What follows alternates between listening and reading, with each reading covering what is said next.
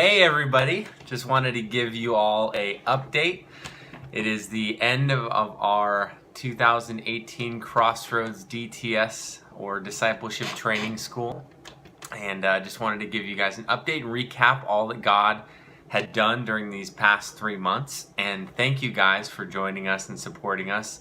All of this is possible because friends and family like you have given sacrificially, and so we really appreciate it. Wanted to share with you all that God has done in this time.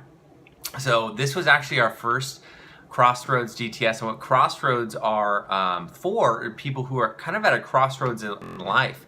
And so this is Youth with a Mission, but this we also have what's called a Crossroads Discipleship Training School, which is for people who are maybe a little bit older or experienced in life and are at a crossroads in their life. And so those are the people that we served here in this last Discipleship Training School, where I staffed, and Beth actually went through herself so she could be staff here at YWAM Kansas City. So everybody on staff does a Discipleship Training School.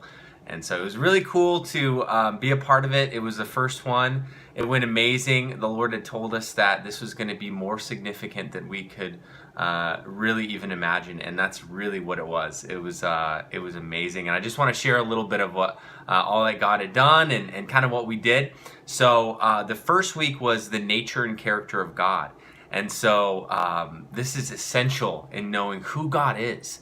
That's a quality of YWAM, and it's so important in our walk with the Lord. Sometimes we make things so much more complicated than they really have to be. And so it's cool to see all of these guys re-experience just who God is and just point them to the Word and who He is and who the Word says He is. And we taught on that for a week, and that was amazing. It was light bulbs going off in everybody's head. So these are experienced people. These aren't people who are new believers. I mean, these people have been in ministry for a while, have been believers for a while, been following Jesus for a while. Sometimes it's just important to go back to the basics, and that's what we did during this DTS. Then week 2 was hearing the voice of God. That's a great quality. It's so important not to be told what to do and where you should go, but you have to hear God's voice and what He's telling you to do. And so we taught on that, and what I loved, what our speaker Karen Anderson talked about, was He speaks through His Word, and His Word is true today, yesterday, and forever. And so that was really neat for a lot of our students. We had a lot of great feedback from that. And then the third week, we talked about biblical worldview and honoring culture, how important having a biblical worldview is, and how the Word of God has the answer for every question that we have. And even just honoring different cultures, it's definitely a quality of YWAM and in the kingdom. You know, there's so much division in this world, but when we understand a biblical worldview, it really helps us unite and understand, you know, who God is and how He sees us. So that was a really great week. And then we had Freedom Week. Oh man, this is one of my favorite weeks. This is something that really has impacted me. When I came into Discipleship Training School in 2014, I had so much brokenness. I had been 3 months really saved. I'd given my life to the Lord July 9th, 2014, and 3 months later, I came and did a DTS, and I thought I was coming to serve, but really, man, I was broken, and I needed Jesus. I needed Him to come in and bring freedom into my life. You know, we don't just get freedom in eternity, but we get to experience it here on earth. And so we uncovered shame, rejection, fear, passivity, all of these things that keep us back from the fullness of who God created us to be. And so it's really cool to see everybody get freedom that week. And then the following week, which was really neat to have, was Forgiveness Week. And a lot of times, you know, keeping wounds and holding things back and not forgiving really keeps us from experiencing the fullness of a relationship with Jesus. It's sin. Unforgiveness is sin, and as a believer, we're forgiven for what Jesus had done for us, and so we need to forgive too. So when we hold on to these things, that really affects us. And so it was really cool to see everybody just declare things and release things that they've been carrying around for a long time. And man, I even had things that I was able to let go of, even as a staff member. So it was a really powerful week for all of us. And then we talked about relationships and family, what a biblical and godly, you know, relationships and family looks like, how we relate to one another. And then church planning. We learned how to plant churches, you know. It's kind of like boot camp, spiritual boot camp, where we bring people in and we kind of break them down, fix them, and then we go and build them up. And so church planning and family were one of some of the first things that we did to kind of build everybody back up after we kind of shook their biblical worldview and brought some healing and wounds. And so church planning was great.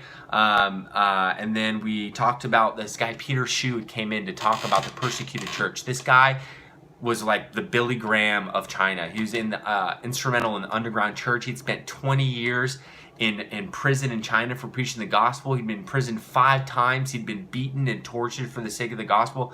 Man, it was so powerful to have him here and to really impart just his heart and his passion for Jesus, because that's what got him through those hard times. So it was really, really neat for everybody to experience that. And then Dan Bowman came in and spoke on friendship with Jesus. How many know that that is so crucial in any walk with, in our Christian walk, is not what we do, but who we are in Christ. And so he spoke on that. It's not what we're called to do. It's a relationship with Jesus, and everything pours from that. And so that was really neat to have him speak on that. He had some real authority in that area. He'd actually been in prison in Iran for the gospel, and during those times where they were beating him and he didn't understand why, he had to cling to the truth of who God was and that he was a friend of Jesus. And that's what got him through those hard times in an Iranian prison for preaching the gospel. Really, really neat. And then finally, we ended on evangelism. We had taught on evangelism the whole time during DTS and our training and equipping sessions, but we actually had some of our evangelism teams like Team Extreme come in and teach on evangelism, but not just teach, but go out and do it. And we had a really cool instance where we went door to door. We went to different grocery stores and a shopping mall and just shared the love of Jesus with people. And there's this one guy that I met, his name was Raymond, and he's like, yeah, I'm a new believer, but I don't understand this Bible I have. It's King James. He was from Cameroon.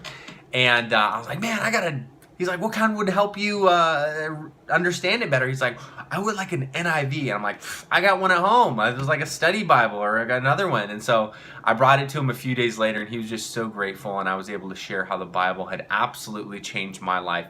And I know that it'll change his. And so I have his number. We're following up with him and going to start inviting him to stuff. And yeah, just doing life with him. That's discipleship. That's evangelism, not just going out and just sharing the gospel, but really taking the time to love people where they're at and to meet their needs. So he needed a Bible. It was awesome. But tons of other really cool stories like that during our evangelism week. That was it. And so after that, we commissioned everybody. We had graduation. We sent them off to their spheres of influence.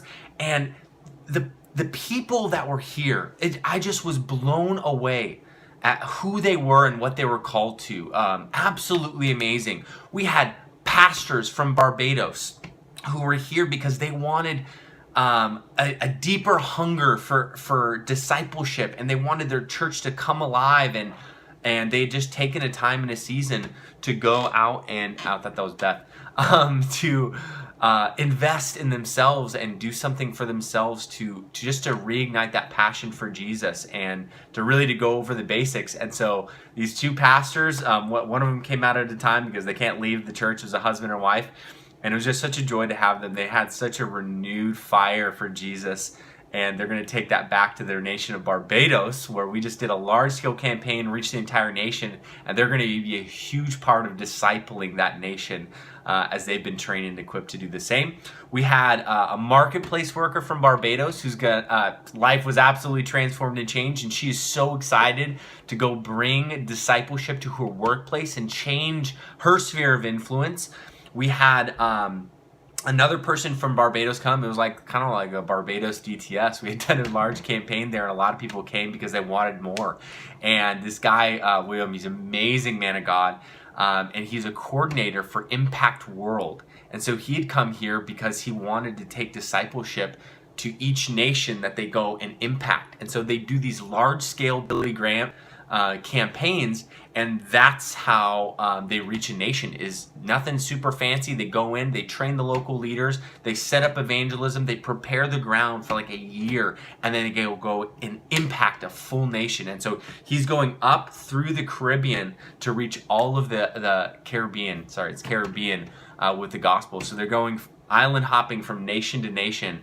They started with St. Vincent and Grenadines. 10,000 people gave their lives to Christ. They went to Barbados. Then 20,000 people gave their lives to Christ. And each one of these instances, it was 10% of the nation giving their lives to Christ. So he's the one coordinating these. And then these other people in the marketplace and pastors are discipling as they impact these nations. Really kind of a neat deal. So he was there. He got radically encountered, really cool experience. And he's taking that back to his coordination of impacting the nations.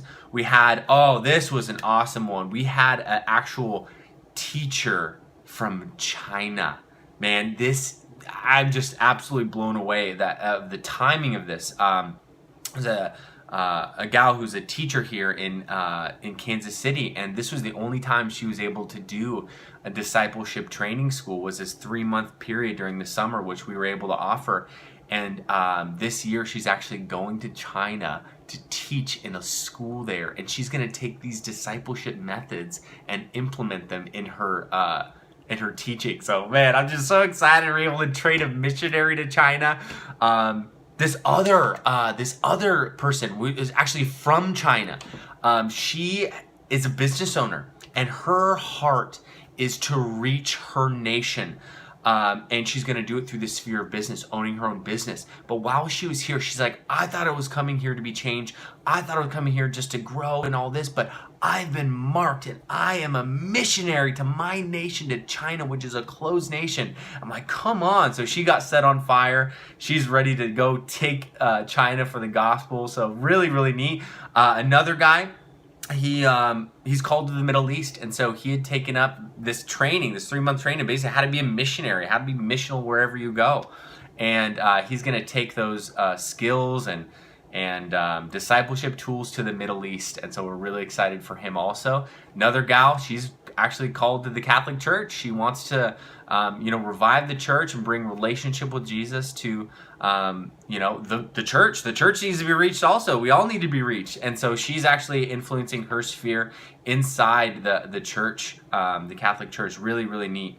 I think some of the most impactful things for me during this time was really being able to teach these guys. I was hearing stories on our last day of class where we shared, what did you get out of DTS? And so many people were saying how they've never really preached the gospel or shared their testimony before. And that was something that I really have a heart for evangelism and for, training and equipping people to go and finish the Great Commission. I love that kind of stuff.